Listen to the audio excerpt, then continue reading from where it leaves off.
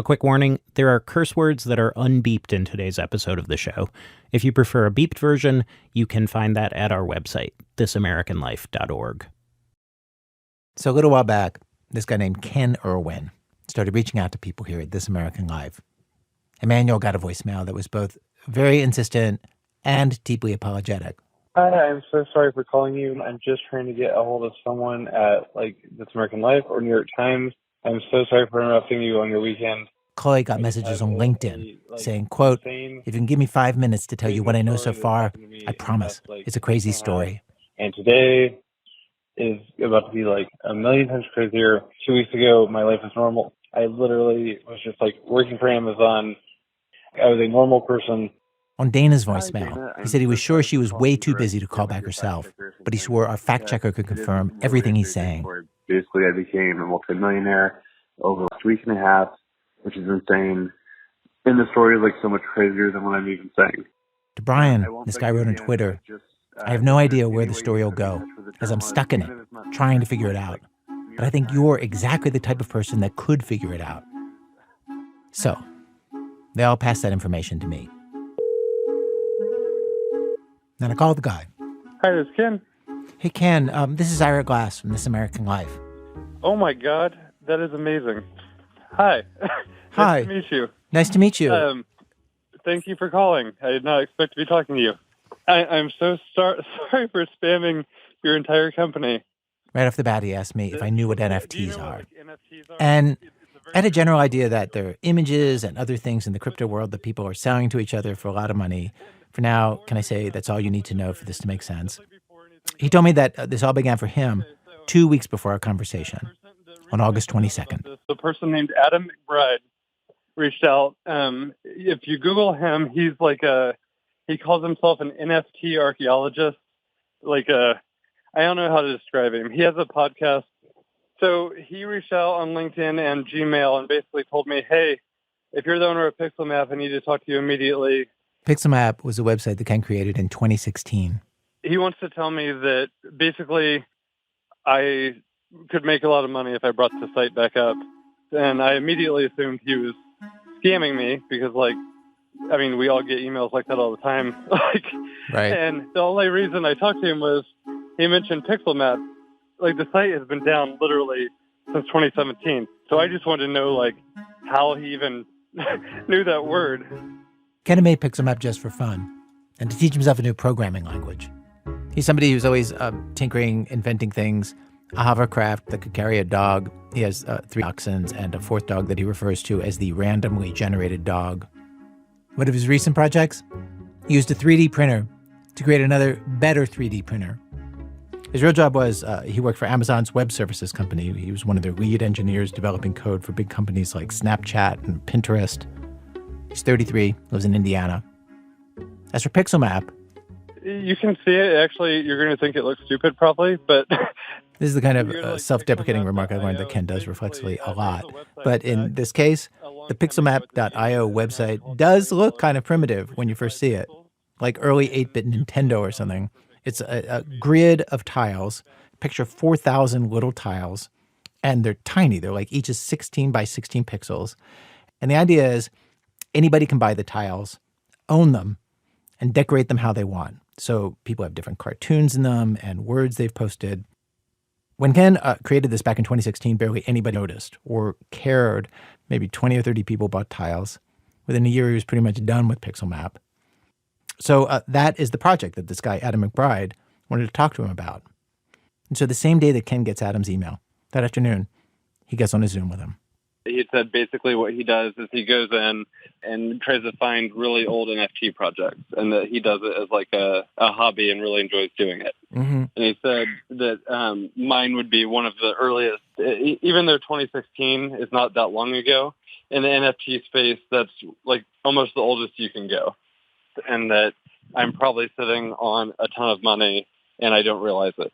Sitting on a ton of money because in the crypto world, one kind of NFT that people get excited about and pay money for is what they call historic NFTs, the first NFTs that ever existed.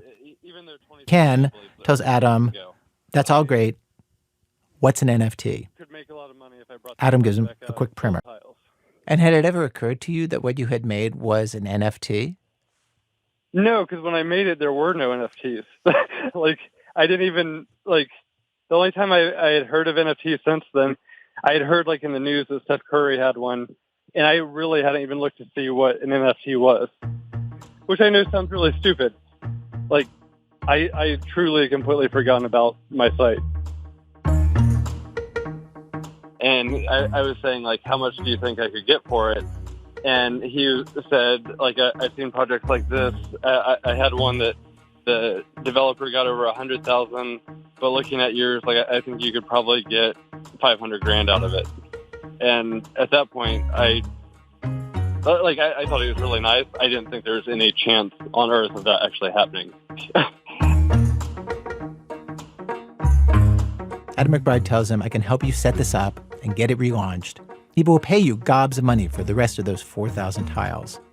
He said he knows a group of guys who love the early historic NFTs like this one, and they'll all talk it up on Twitter. They'll encourage people to buy. He says he's done this for a bunch of other old NFTs. But Adam tells him there's one little snag. Ken needs to lower the price of each tile. That's because back in 2016, Ken set the price of each tile at 2 Ether. Now, Ether, I didn't know anything about this. Ken had to explain this to me, is the name of one of the big cryptocurrencies, like Bitcoin. And 2 Ether, back in 2016, was around $20. The problem, Adam explained, was that the value of Ether had blown up. And 2 Ether these days was now more than $6,000. Way too high for most people. He said I would be a lot better off and a lot more successful if I would set all of them to 0.35 F. 0.5 F. In other words, each image would cost 0.35 Ether, a third of an Ether. At the time, around $1,000. And, like, for me, that made complete sense. He told me he didn't really believe any of this was going to work anyway, but he figured, what's he got to lose? I'm just like, I'll go with it. So Ken started knocking down the price of his 4,000 tiles, which actually took some time because the way he wrote the original code, the original program for Pixelmap, repricing each tile took a few minutes. And he had to do them by hand, one at a time, for hundreds and hundreds of tiles. Now, he could have written code to automate that process, but he said he wasn't thinking straight that particular week because that week his dad had a heart attack and went to the hospital for bypass surgery. And so Ken was spending a lot of time at the hospital with his dad. Adam was sending messages that the buyers were, quote, pounding at the door. Hurry up, do them faster. And some people were so impatient, they just paid the higher price, over $6,000, 2 Ether, which, leads to an obvious question. Why lower the price if people were paying 2 Ethereum for them? Because I'm a moron. He said that the whole reason, like, that he was doing this big campaign. I have no idea. Like, my wife, she's not my wife, but I've been with her for 11 years. She basically, she was like, if they're buying them at this, shouldn't we, like, raise the price to, like, 0.5 or 1 or just leave it at 2? Like, it looks like they want it. I was like, no, just, it was not smart. It was, I was worried that, like, what if they all of a sudden disappear or change their mind? Like, I have no idea, like, why they want it, like, what's going on. All I know is if we sell them right now, we will literally, like, I had done the math. I was like, we're looking at, like, 2 million or more if we sell, like, all of them. And I've never had that kind of money. Like, literally all I could think about was, like, I'm about to become a millionaire. And then the weird part of the story started happening. Wait, the weird part of the story hasn't even happened yet? Correct. Yes. What transpired next? He got a phone call that made him rethink everything that had happened to this point and look very differently at this guy, Adam McBride, who seemed so nice and helpful at first. He and I had a series of conversations over the course of weeks where all of this unfolded. Basically, Ken started off like most of us, I think. He hadn't been following this whole NFT thing, didn't know what they were. And then suddenly, like I don't know, somebody in a fairy tale who's transported to a strange new world where he learns like he's a prince or a knight or something, Ken gets pulled into this crypto world where he finds he has all this cred, all the street cred as one of the first pioneers. And once he's there, he starts to take a look around at the NFT world, sort of, dazed, like, okay, you just made me a millionaire. Like, who are you people? And he does not like what he sees. And then some other things happen after that, which you'll hear. From WBEZ Chicago, it's This American Life. I'm Ira Glass. Seriously, stay with us.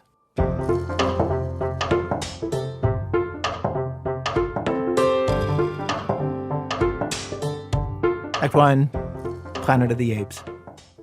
Okay, so Ken repriced his tiles, and things went even better than Adam McBride said they might. He sold 3,000 tiles, earning him a total of $3.5 million.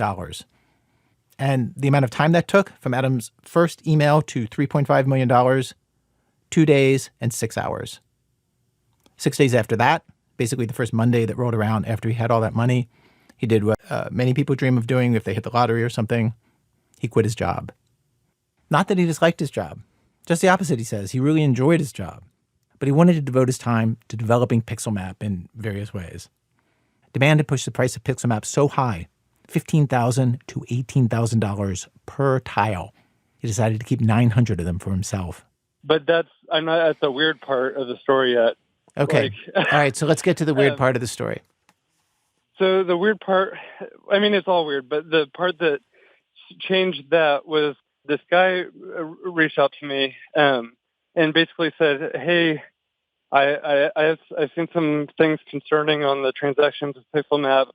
I want to reach out and see if I can talk to you about it. And he sounded like he was ticked off. So I was like, sure. I called him. I've been talking to him literally every day since then. The guy was calling from Australia. He told him he'd been looking at all the Pixelmap sales, which is not something that's to do because every transaction with NFTs and with crypto is all public. That's how crypto works. And this guy was looking at the transactions, and the whole thing looked fishy to him. Why, he asked, were you lowering the price of all the tiles when demand for them was so high? He said he didn't know exactly what kind of ripoff Ken was running, but it made no sense. Like, he was positive it had to be a scam, or else I was a complete moron. Like, that's the only two options. And I was like, I think I might be a moron then. And then he told me about CryptoPunks. Okay, CryptoPunks. CryptoPunks are this big, iconic NFT. And they're these little cartoons. They're like punks, like 80s punks, like with mohawks or dyed hair, all of them slightly different. There are 10,000 of them. Cute, easy to understand. And they caught on. Celebrities bought them. Jay-Z, Serena Williams, Heidi Klum, Snoop Dogg. And a big part of their value, supposedly, was that they were among the earliest NFTs anyone ever made. And they were marketed that way, as the original NFT, the first NFT. The average price of a CryptoPunk, when Ken was talking to the guy in Australia, $300,000 to $400,000 each. Each. Guy in Australia was like, Pixelmap is a year older than CryptoPunks. And so, there's absolutely no reason why yours wouldn't be worth even more than that. You're sitting on not a couple million, most likely several hundred million, unless you keep screwing up, essentially. But, like, he said that with, like, Australian words, which are less friendly. What were the words he used? like, you need to stop being a fucking idiot. The guy from Australia said it didn't make sense to lower Pixelmap's price at all.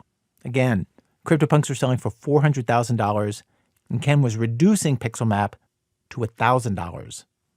And the guy in Australia had a prime suspect for who might be benefiting most from this odd behavior, for who might be behind all of it. There was a bot that purchased 1,000 Pixelmap tiles at the lowest price and then watched the price double and double again and again and again.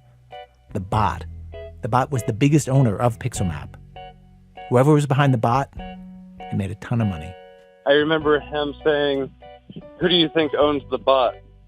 Ken's first thought, Adam McBride. After all, it was Adam McBride who talked him into doing this illogical thing of lowering the price. But then he thought, did Adam McBride have that kind of money? Like 1,000 tiles cost more than $1 million. So he had another suspect, a rich guy, somebody who could be the money behind Adam McBride. And I just want to say, I know this is a very random name to be pulling out of the air and putting in the story, but the rich guy Ken suspected was the president of the Philadelphia 76ers, Daryl Morey. Daryl Morey, who very publicly has talked about loving NFTs and who Ken suspected because Adam showed him that Morey had bought a few tiles of Pixelmap very early, like even before Adam relaunched the site officially, before Adam told the world about it. How did he know to do that? Maybe he also created the bot to quietly snag an extra 1,000 tiles. Like, I'm almost certain that it's either Adam or Daryl or a combination that got those. I am trying to prove it but like, I don't know for sure. It's just literally those were the only two that would have known that early on, because the 1,000 were basically right at the very beginning. Yeah. And they had a right to get it, but Adam told me, like, he was specifically telling me the only way it would work is and I sound like a moron right now in saying this, but to lower the price and to get them out as fast as possible. Like, so I don't want to be rude, but it sounds like Adam probably asked you to lower the price so he could buy more of them because he knew the price was going to go up. Yes. And he got 1,000 of them. So have you asked Adam? No. Why not? So I'm basically still playing the stupid card because I'm trying to get proof of it. Like there is the 0.01% chance that he didn't do, I don't even know how it would be possible that it's not him. But I want to know if it's him or if it's him and Daryl or who it is. Ken, can I ask you why be so mad at Adam? You didn't know what you had. He let you know. He made you a millionaire. And he's also on the internet making the market for you. He's actually finding buyers for you. He's talking it up. He's making the whole thing happen. Why shouldn't he make money? Who cares if he owns 1,000 of them? You own 900 of them and you'll make a lot of money. You sound like my wife. So no, there's two reasons. And one, I gave him $500,000 as a thank you because I went full moron. I cannot tell you how bad that sucks that I did that. But I'm just adding that to the story. Okay. Okay. But the other part of that though was when he was talking to me the first day, he told me I'm not, because I was like, there has to be something in it for you. Why would you just do this? And he told me he's basically doing it because he enjoys making people happy. And if I want to reward him at the end of it, I can. If not, he just likes to do it. So part of it is him just buying outright and grabbing the 1,000. Right. It's more about being him just lying to me. It's just not nice. It was galling and sort of mind-bending that this guy who'd seemed like such a pal, so supportive, could have been playing him for a sucker all along, ripping him off at the exact moment he was making Ken richer than he'd ever imagined he'd be. You don't have to know much about crypto to know that it is rife with scams of all kinds. Ken wanted to figure out who was behind the bot because he wanted to understand what had just happened to him. Was he like the rube who was so naive that he didn't even realize that his pocket was being picked? What was real and what was not in this new world that he suddenly found himself in? We agreed to stay in touch.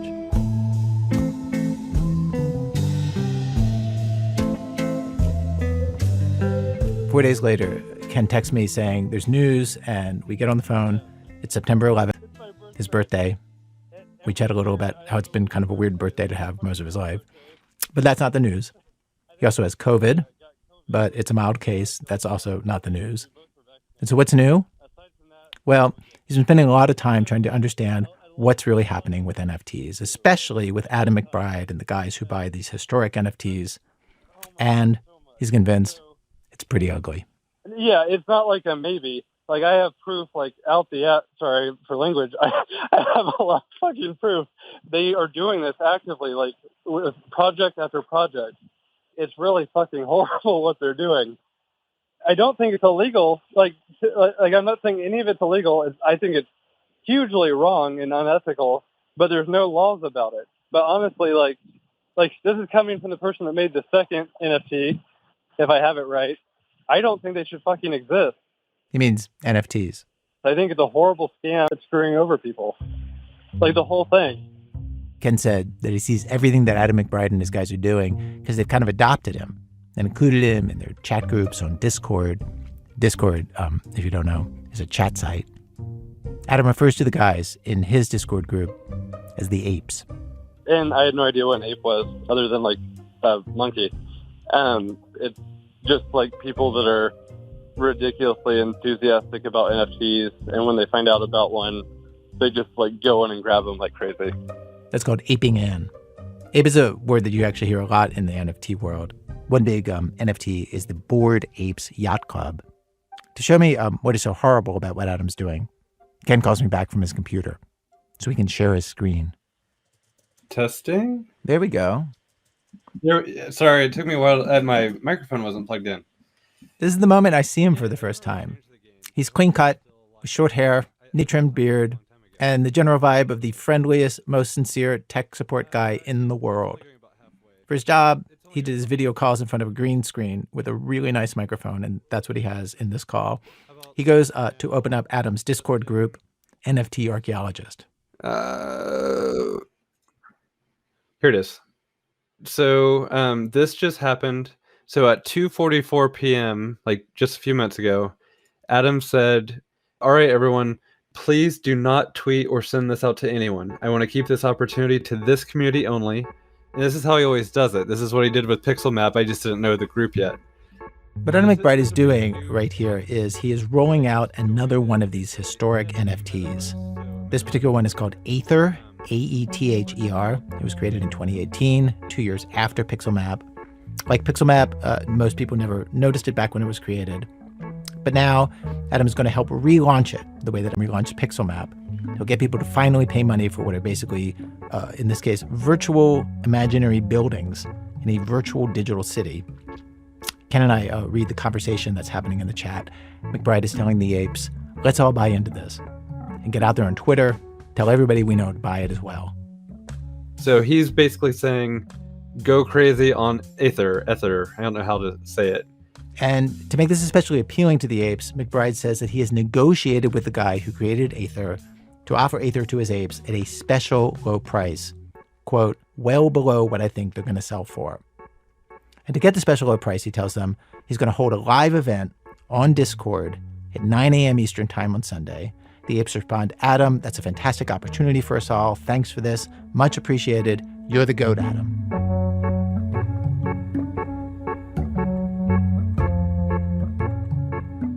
Sunday's the next day.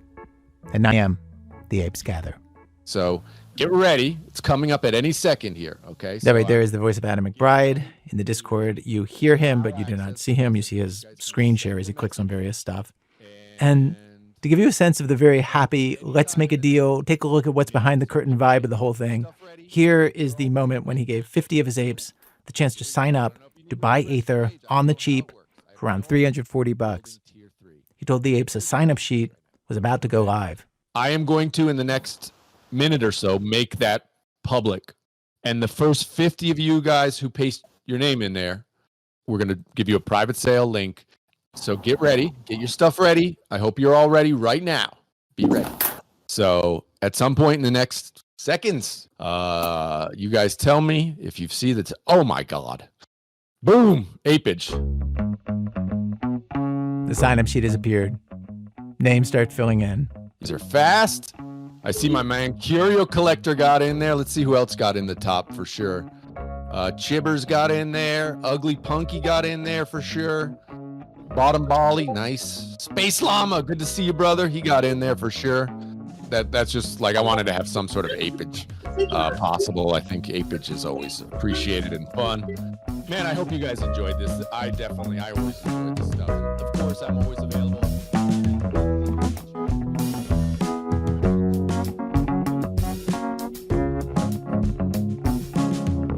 All this stuff that Adam McBride did, it was effective. It pushed up the price of Aether.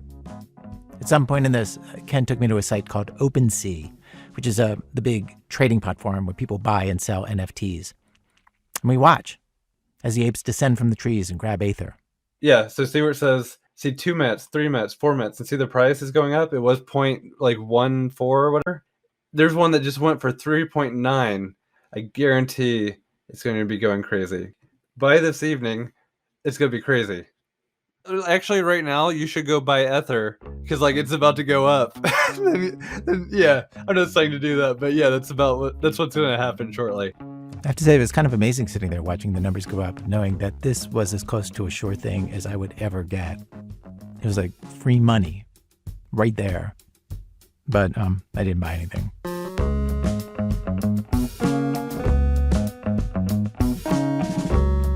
By Monday, the average price of Aether had risen from $2,000 to $5,000. That's in one day, more than doubled. And it also meant that the 50 apes who signed up on Adam's list for the special low price of $340, each of them now owns something worth $5,000. A little higher, yeah. A little bit better.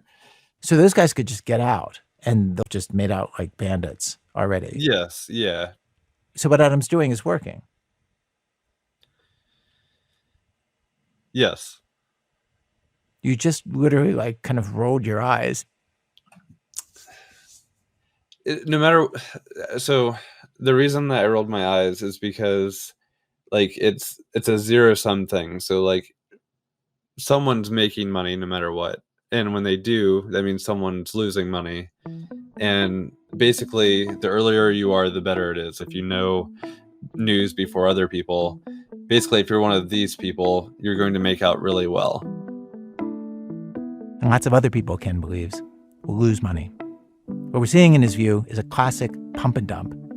Something that, if you did it in the stock market, would be totally illegal.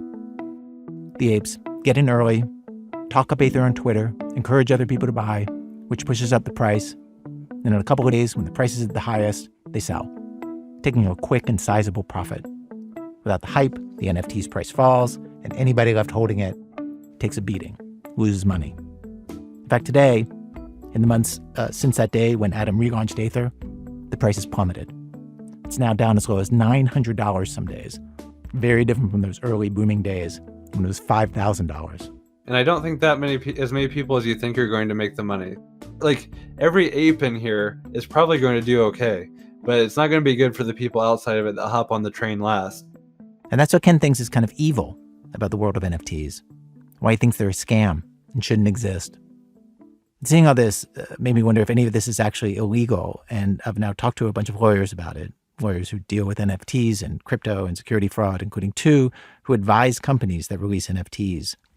And I described what I saw Adam McBride do in relaunching Aether, and all of them told me that NFTs are so new, the law is still pretty vague. There haven't been many lawsuits or much government enforcement in NFTs, but they pointed to two things that could be problematic. Okay, first, if Adam and the apes were pumping and dumping, specifically if they were lying about Aether or about their own trading, that would be an issue.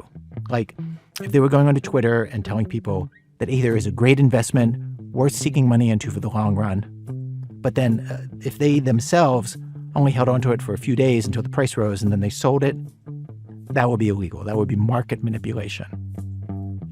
The second thing the lawyers pointed to, transparency is key. If Adam was going out giving a special price to 50 people to generate buzz and excitement, that is a normal kind of promotion in lots of industries, one of the lawyers says. He said that could be fine. But the key to that being okay is that Adam would need to disclose it all publicly so that any possible investor can find out that some people got a special, cheaper price. If Adam didn't do that, he would be in danger of some investor, maybe somebody who lost money, later suing him over holding back that information. Okay, so was Adam crossing the line into illegality with either of those things? Ken still didn't have proof of that. Either way.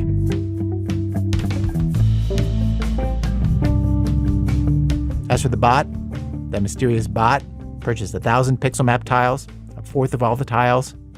Ken started to worry that it was someone much more sinister than Adam behind the bot.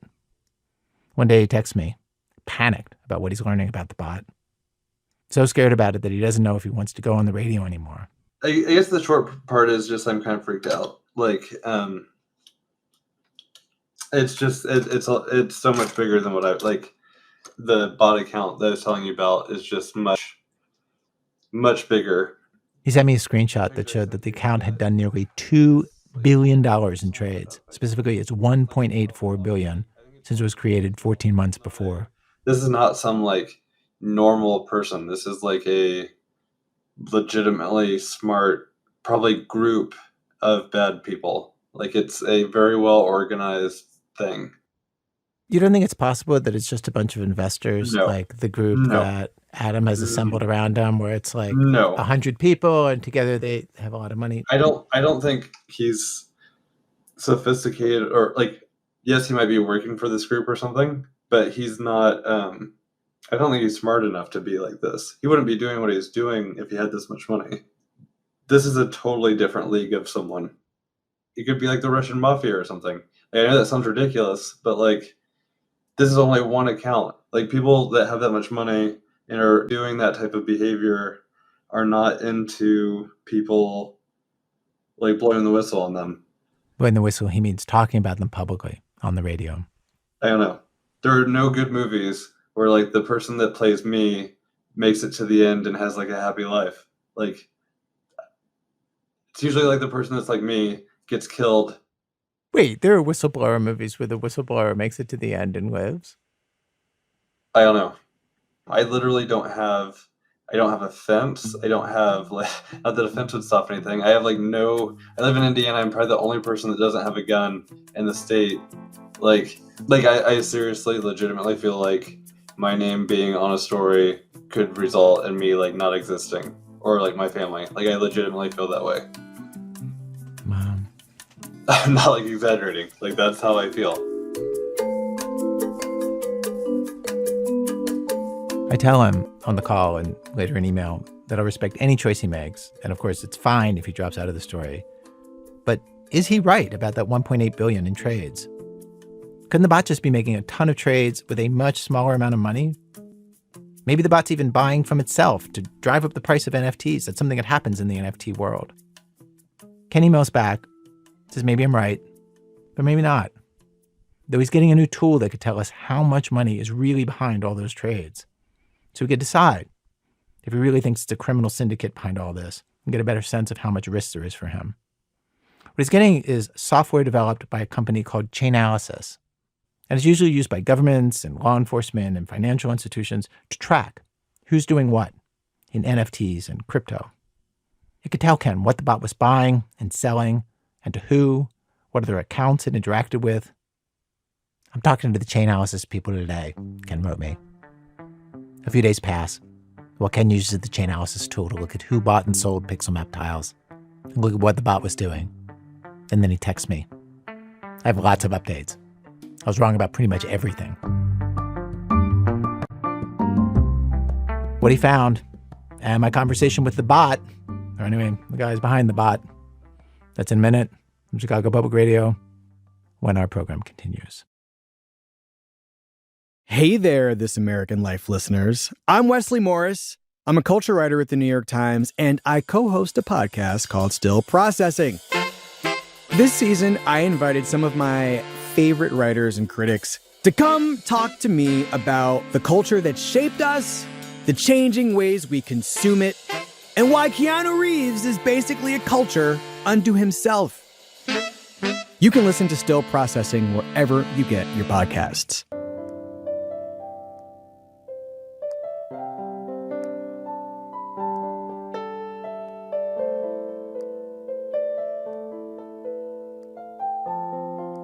This American Life, I'm Ira Glass. Today's program, The Reluctant Explorer. We have the story of somebody who finds himself in this new world that he never asked to be part of, and who decides to take a look around to figure out the truth of what is going on. I came along for the ride. We're right now in the middle of our story about Ken Irwin and Pixelmap, and before we go further in that story, I'm thinking that this might be a good moment to explain what NFTs are in a little more detail for everyone who's gotten this far in our story and still actually does not know what they are. So, okay, NFTs, they're images or artwork or video clips or basically anything that you can post online. The key thing that makes them an NFT is that someone can say they own it. And ownership is possible because a record of who owns the NFT gets stored on something called a blockchain. And lots of people know what a blockchain is, but lots of people do not. So I'm just going to say the blockchain is a set of computers. They're all over the world. and they all store exactly the same data. And anybody can look at that data. They're like a public ledger that anybody can read. So blockchains store the records of who owns which NFTs, who owns cryptocurrencies. And right now, all kinds of people are inventing all kinds of things to throw up on the blockchain. It's a messy, anarchic chaos, really. At one end of things, you have like the NBA selling videos of great dunks as NFTs, basically reinventing sports trading cards for the crypto world. Very old school, very commercial. At the other end, you have stuff like some people who burned a Banksy print and then sold a digital copy of the print, like a picture of the print, for way more than the original ever cost. That one was like a lot of crypto stuff in that it was kind of making fun of the whole idea that anybody would think that the NFT was worth anything. The original Banksy print actually had this sentence as part of the image, quote, "I can't believe you morons actually buy this shit." So let's pick up our story where we left off. Act 2. In the time of chimpanzees, I was a monkey. So what have you figured out since we last spoke? Everything. Literally everything. Yeah. Do you want me to show you like how I found out? Ken screen shares me so I can see how the chain analysis software maps somebody's crypto transactions. And I have to say, it is a very satisfying chart to look at, with dots of different colors and lines and arrows connecting them. It took him days to look into all these transactions. But when he did, he learned, for once and for all, Adam was not the bot. The rich guy he suspected, Daryl Morey, president of the 76ers, also not the bot. So who was the bot? Ken started to look at everything the bot was doing. And he found that whoever made the bot had not covered their tracks completely.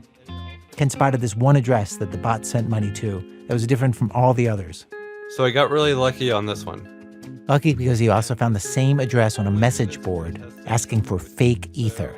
Yes, fake ether. Programmers use fake ether to test new pieces of code they're writing. Like you never do this with someone else's address. You always do it with your own. I actually did this with my own. This address led Ken to an account on GitHub.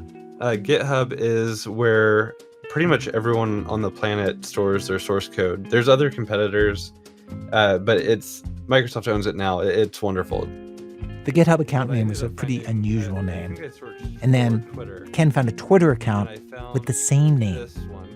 That Twitter user had to be the bot. And it has he has an awesome little avatar. It's a Pikachu with like a little headband belt thing. Yeah. And he looks a little angry. Ken reaches out, DMs him on Twitter. So I said, "I'm the creator of Pixel Map. I would love to talk to you if you have any time." And when I typed this, I was freaking out. I was so excited. Then I said, "I'm relatively certain that you bought over 1,000 and just wanted to talk with you if you'd be open to that." And a smiley, because I was like, my smiley was not freaking him out. Then the guy writes back. So he said, interesting. I'm curious, how did you come to this conclusion? Which is a really good freaking question. So I said, I found your address connected to the bot account on both receiving and sending funds. And then I added another smiley, to keep it I didn't want him to think that I'm trying to threaten him or, you know what I mean? Yeah. Ken asked the guy how he found Pixel Map and started buying so quickly. The guy says he saw Adam's tweet. And he asks again, "How'd you find me on Twitter?" With a little puzzle smiley. Ken explains how he found him. So then I wanted confirmation, I wanted him to validate that I was right. I said, is it you? Did you get over 1,000? No connection to Daryl or Adam other than his tweet? And at this point, I'm thinking that there is no connection, but I'm just double checking. So he goes, "Yes, I own a lot of tiles, but don't know who Daryl is. I saw this as a historical project and aped in." After that, it's very amicable. They chat about collaborating maybe someday. The guy tells Ken he has a partner that he does all this with. He tells him how to get in touch with the partner. He and the partner also agreed to talk to me on the condition that I wouldn't give their real names or record their voices. We did a session over Zoom. The two guys behind the bot are living in the Mideast, both in their 20s. Though when they turned on the camera, one of them said, "I know I don't look like I'm in my 20s. Crypto makes you age faster. A week in crypto is like a year. It's 24/7. A lot of things happen." They both got into crypto in 2016, 2017, One of them was making money selling diddle weapons to gamers for games like Counter-Strike Global Offensive. They started doing a lot of those transactions in Bitcoin, and then Bitcoin blew up. They got into NFTs. Were liquidators for decentralized finance sites, which is like being kind of a crypto repo man. They just launched a NFT trading site of their own to compete with OpenSea that they're calling Golem. They're big Lord of the Rings fans.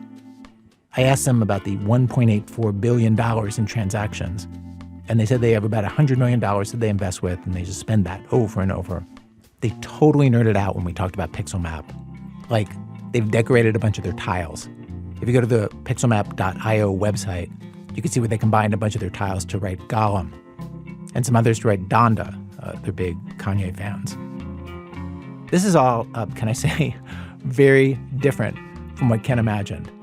That the bot was controlled by a murderous criminal syndicate or by somebody in league with Adam McBride trying to swindle him. It was definitely shocking, but it was like, it probably impressed was the biggest thing. Impressed because when Ken found the first guy's GitHub account, he looked at the code he'd written. And like looking through his stuff, I was like, this guy's got some good code. Like, just like as a developer, he's a good dev. Just super impressed. So for me, I don't know, he's like one of my people. Which, of course, was kind of reassuring in a small world, the monsters we imagine are not real sort of way. But at the same time, I would honestly say like there was some disappointment, which sounds weird. Like I definitely did not want to like get attacked by the Russian mafia, but like I really thought that I was going to like blow the cover on this huge thing. I thought that was going to be super cool. Yeah, there's something exciting about the thought of like, I'm going to uncover a massive criminal syndicate. Or at least like the president of the 76ers. Yeah, that's a cooler story.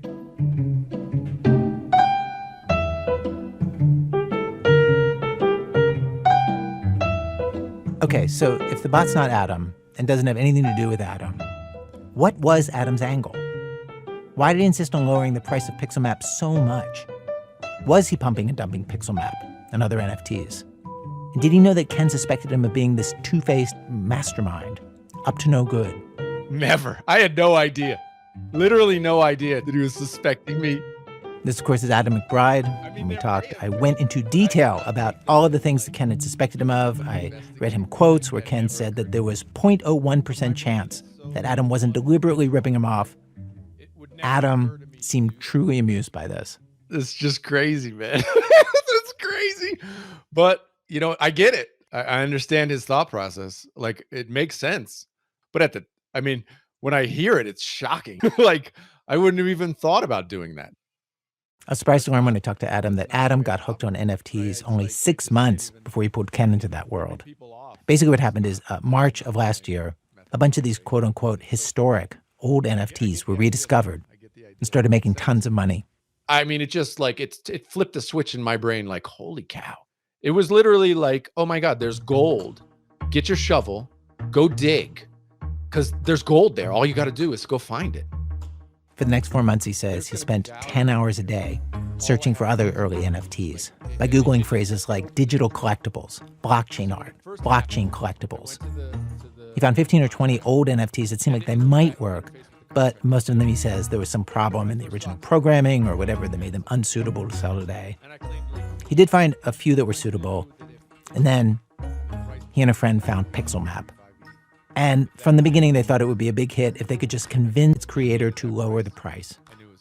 And the reason that they lowered it so much, well, by that point, Adam had a little experience. And the one NFT relaunch I failed at, we set that price too high, and it failed. Which one was this? It's called Etherization. People didn't buy enough of them. They didn't buy enough of it. So he made his best guess for Pixelmap's price. And it worked out better than any NFT he's done before or since. People just went nuts. Yeah, it was a rocket ship. I mean, a complete rocket ship. How many tiles did you buy? 3. I'm an idiot. You know, it's funny because I wasn't looking. I was more looking for, you know, the fame and recognition than the money. I don't even know what to say. Like, yeah, it was just like, it was more about like, look at McBride. He rediscovered this. This is awesome. Okay, to be clear, he did make $500,000 off this. The money that Ken handed him as a thank you. He didn't know that was going to happen. Usually he says the NFT creators give him nothing, and nobody's given him close to this much. He does want to make money in NFTs, but what Adam McBride also wants, just as much it seems, is that he wants to make historic NFTs like a thing, get them respect, create a much larger community that's into them. That's his angle. If he succeeds, yeah, he'll make money on all the historical NFTs that he owns personally, but it's also now become kind of a personal mission for him. He wants historic NFTs to be remembered and valued, and for that reason, he's not pumping and dumping with his own NFTs. Like, there's no dumping. He's still holding on to his tiles of Pixelmap and the other historic NFTs he's launched. Ken actually looked at Adam's transactions with the Chainalysis tool and confirmed that in all the transactions that he could find, Adam buys a few NFTs of each of his projects and then basically just holds on to them. As for the other big feature of a pump and dump scheme, deception, I couldn't find any examples of Adam lying about the NFTs he promotes or making false promises about how much money people would make. And when it comes to the other concerns of the lawyers that I talked to about Adam and the way that he released that NFT Aether to 50 of his apes at a special low price, just to remind you, they said basically if people were getting a lower price, Adam needed to disclose that to the world, to anybody who might be considering buying Aether. Well, I actually do that. Like with Aether, it was on Twitter before we did any sort of like giveaway or opportunity. Anybody could have joined that Discord. Anybody could have got it in. We wanted more people in. That's not true at all. After we talked, I went back and looked at Adam's tweets from back then, and he never tweeted about the fact that you could get a really low price on Aether by coming to this event, or that he had held the event at all. In fact, on Discord, he is saying to his followers things like, do not tweet or send this out. I want to keep this opportunity to this community only. Keep it on the down low. He did mention the giveaway in a post that he did on Medium after it happened. So we got back on the line. Hey, Ira, how you doing? I'm doing good. How you doing? Pretty good. Memory is a funny thing, isn't it? Oh, the webs we weave with our brain, man. It is funny. He told me that when he went back and looked at what happened with Aether, he realized back then he saw a chance to use the discounted NFTs to reward the people in his Discord, which he calls the Alpha Discord. Even though it's a public community, anybody can join it. At that point in time, it was like, people were like, why are we in the Alpha Discord if we're not getting any alpha? Alpha in the NFT world means special information, intel, stuff everybody else doesn't have yet. Right? Why are we here if you're not going to give us some like awesome info, right? And so I was trying to reward people who were in there for a while. He told me that this was all in the spirit of creating a larger community of people who value these historic NFTs. In general, I have to say the fact that Adam did not think to disclose this special giveaway that he did for the apes just shows how much he and so much of the NFT world is just making it up as they go along. Everyone is still figuring out what laws are going to apply to them. Like, there was this moment when I was talking to Adam where I told him exactly how much disclosure the lawyers thought would be smart for him to do to avoid lawsuits. And it was news to Adam. No, it's good. It's good advice, and I hear it. I think I've acted appropriately. I think intention matters. So I feel pretty good about what I've done. Well, that's what all the criminals say. Well, we'll see. Come visit me in jail, Ira. Will you please come visit me in jail?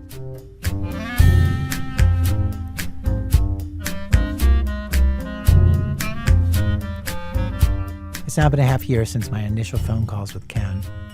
Half a year where he's been traipsing around the NFT world that he found himself transported to. And he's acting more and more like a local. Not exactly an ape yet, but definitely more ape tolerant. NFTs don't seem so evil to him anymore. In fact, the exact thing that he thought was so terrible. NFTs that get hyped, everybody piles on as the price rises, and then people sell and take a quick profit, leaving lots of losers in their wake. He's now speculated like that himself. Made money on a few things, lost money on others. He says with those NFTs, with most NFTs he thinks actually, everybody knows the price is going to go up for a little while and then crash.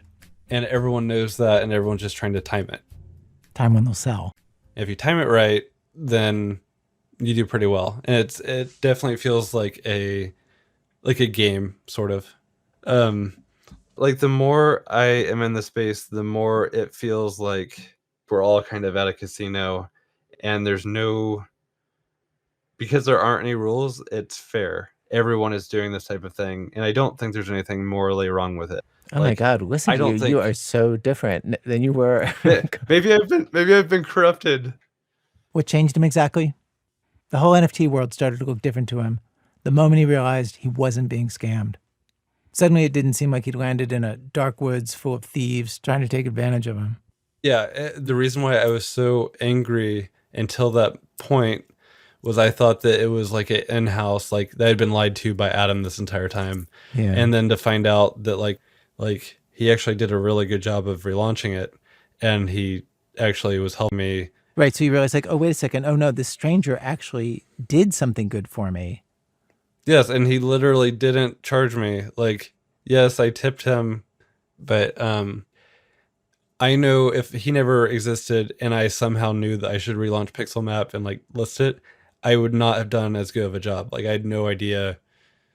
Anything like that is not my skill set. Yeah, no, he was like legit. Ken also met a bunch of developers like him who weren't scammers.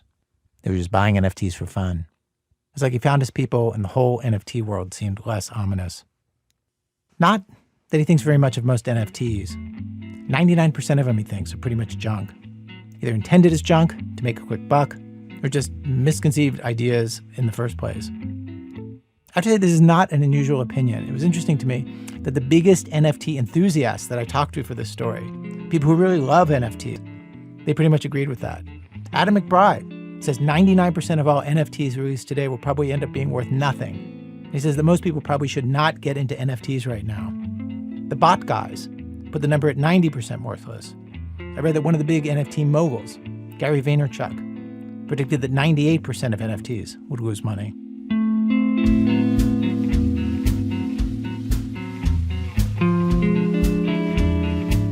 Ken's life these days, he's still in the same house he was before all this. A Victorian with turquoise shutters and gnomes and trinkets and dachshunds everywhere. He's paid off the mortgage with his Pixelmap money, bought himself a nicer computer and a fancy sports car that now he thinks he's going to get rid of, paid over $1 million in taxes. I was like, is most of your money still in Ether? Whose price goes up and down. And he explained that now he's converted more than half of it into regular US dollars for safety's sake. But he said that having that money hasn't really changed much in a day-to-day way. He's working more than ever, he said, except now it's all on Pixelmap. I feel like you're in this weird situation where most of your working life you were actually doing things and developing code for big companies, Amazon and Snapchat, and people would use the code, like it would do stuff all over the world. And then this thing that you built that's completely useless. I hate you. That doesn't contribute to society, really. What you don't realize is I have been contributing to pointless causes my entire career. So like when I worked at Salesforce, it was to help make sure that on Black Friday, you get spam emails from like Best Buy and every other company. And that's So are you saying like this idea of like before you were a productive contributing member of society? I'm saying I was never a productive member. But like, do you think about the fact that like the thing that made you rich is this thing that doesn't? It's very odd that I've written probably like 1 million, I don't know how many lines, but a lot of lines of code, and Pixelmap is 70 lines. So it is very odd that 70 lines that I wrote for fun. Yes, it's very odd. It feels, I think the best way I can describe it is it feels like I found a cheat code, like in a game, but for real life. Like you type in the thing and then all of a sudden, like your bank account isn't an issue. It's very odd.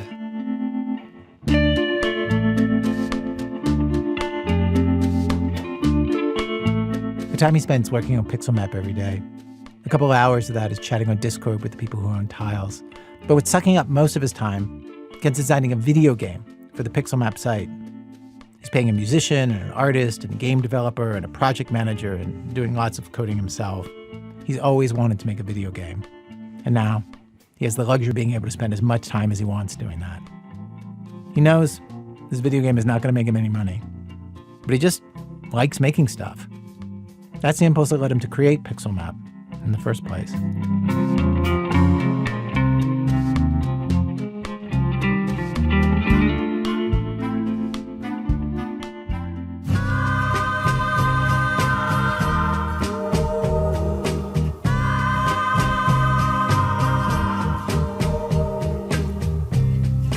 Where am I? Nobody speaks to me. Please, I'll give a gentle sigh as I wander by. Well, our program was produced today by Michelle Navarro with David Kestenbaum. The people who put together today's show include Elna Baker, Chris Benderev, Susan Burton, Zoe Chase, Sean Cole, Michael Kamate, Miki Meeks, Nelson, Catherine Raimondo, Elise Spiegel, Robin Semyon, Alyssa Shipp, Laura Starcheski, Christopher Swatala, Matt Tierney, Julie Whitaker, and Diane Wu. Our managing editor is Sarah Abdurrahman. Our executive editor is Emmanuel Barry. Special thanks today to Kevin Roos, Timothy Massett, Hal Jackson, Matt Levine, Aaron Klein, Samantha Ventura, Chris Crawford, and a bunch of people in the NFT world who asked not to be named, but who know who they are. This episode right now is our last episode with one of our longtime producers, Robin Semyon. She's been here for nearly 15 years, produced so much memorable stuff, including our live show at BAM and what may be my favorite episode we've ever done, 129 Cars, about a car dealership trying to make its monthly quota. She won us a Peabody with her episode Anatomy of Doubt. She's a force behind the scenes here, too. She will be very much missed. She's off to create a new podcast series that she's been thinking about for years. I definitely know I'll be listening. Our website, thisamericanlife.org. You can stream our archive of over 750 episodes for absolutely free. Also, there's videos, there's lists of programs if you're looking for something to listen to. There's tons of other stuff there. Again, thisamericanlife.org. This American Life is delivered to public radio stations by PRX, the Public Radio Exchange. Thanks as always to our program's co-founder, Mr. Torey Malatia. You know, before he got into radio, he worked for years as a field biologist. He was actually Jane Goodall's assistant for a long time, but she fired him because whenever they would sneak up close to a pack of chimps, he'd yell, Oh my God. Boom. Apage. I'm Ira Glass. Back next week with more stories of This American Life.